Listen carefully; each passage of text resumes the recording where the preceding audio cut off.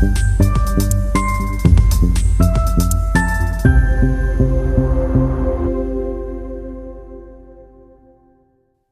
would like to start this talk with a question. How and why does money work?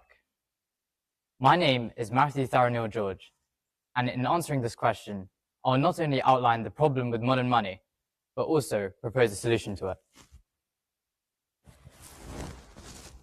Here is a $1 bill.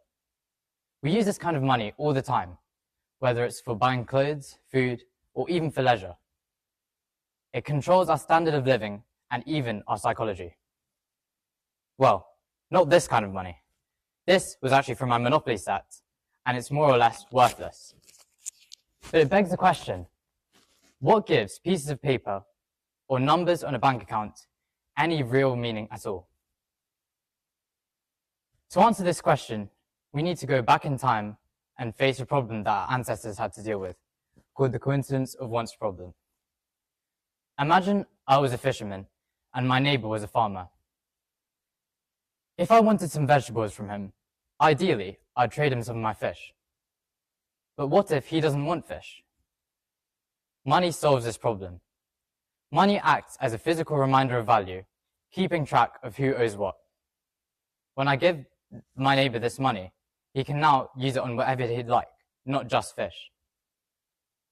However, there are requirements that money has to meet in order to function effectively. Firstly, is durability.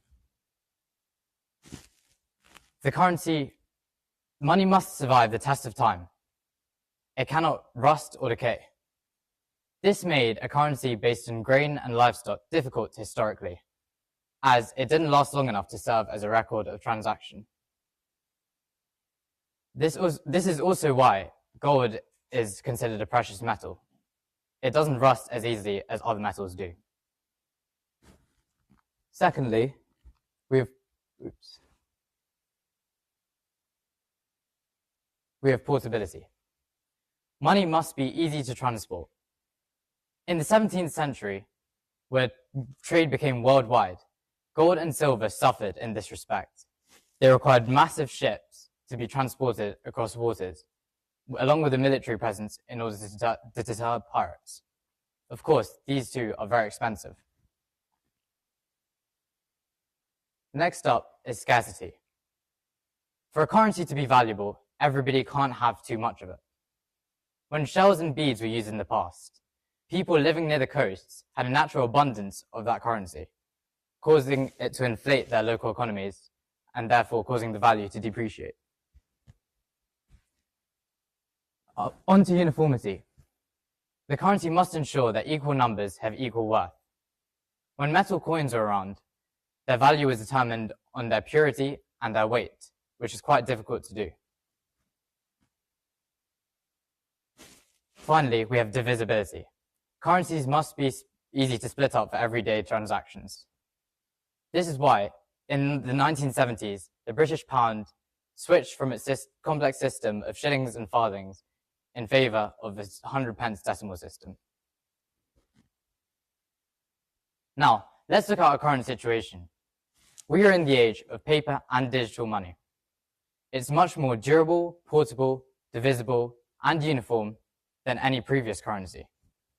It was initially tied to gold's value at $35 an ounce, but demands of a growing global economy and big spending on the Vietnam War caused President Nixon to sever ties with gold in 1971. This removed the dollar's ability to remain scarce. Now, governments can print infinite amounts of money and therefore decrease the purchasing power of the citizens. In light of these requirements, I'll introduce Bitcoin. Bitcoin meets all the requirements of an effective currency. It's portable, durable, divisible, uniform, just like modern money. Its important distinction is scarcity. Bitcoin is capped at 21 million. It's capped at 21 million. Also, mining Bitcoin requires highly advanced computers to solve cryptographic puzzles, requiring lots of energy. This ensures that the supply doesn't suddenly increase. And the best part is decentralized, meaning that no corrupt government can inflate it and destroy the value that its citizens worked hard for. However, given all these, that it ticks all the boxes for all the requirements, how come it's not the dominant currency of today? Well, there is one key principle that I forgot to mention, and that is acceptability. Everyone must agree that the currency has value for it to have value. Modern society can't agree whether Bitcoin is the new gold or merely a passing fad, causing the value to soar and plummet according to the whim of the market. This means that Bitcoin, as of right now, cannot serve as a medium of exchange, since the price still might increase, meaning that it's better to save rather than spend it. Famously, in the early days of Bitcoin, someone spent 10,000 Bitcoins for a $40 pizza. That amount of Bitcoin now is worth over $500 million. If Bitcoin is a very promising store of value, but it can't yet serve as a medium of exchange. In light of this, there are other criticisms of Bitcoin. For example, hacking. Bitcoin's digital nature means that it's a very big target for hackers. Although its cryptography has proved impenetrable so far, a rise in quantum computing could make it easier to crack. So, to solve this, there must be a community shift towards quantum-resistant signatures. However, due to the decentralized nature of Bitcoin, this might be hard to achieve. Instead of a centralized institution controlling it, everybody is responsible for their own money. As well as that, we have environmental effects. Bitcoin is currently, all mining in Bitcoin currently is 50% based on, draws their energy on fossil fuels. This obviously is a huge problem, and many miners need to find sustainable solutions to what they're currently doing. However, some companies are ahead of the curve in this respect. Iron, for example, operates 100% sustainably using green energy such as wind and hydroelectric power to mine Bitcoin. Gridless, a mining company in Zambia, works using excess energy from rural communities, and they buy that excess energy, which stimulates demand in their local economies as well. Despite these risks, I still believe that Bitcoin is the face of the future.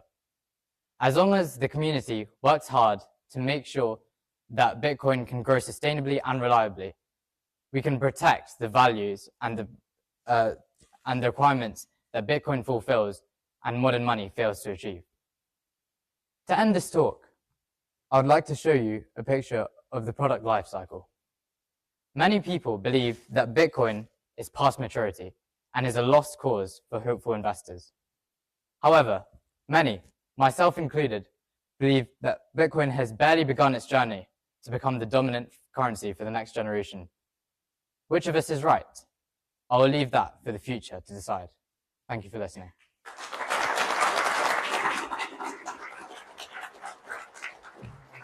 Start it.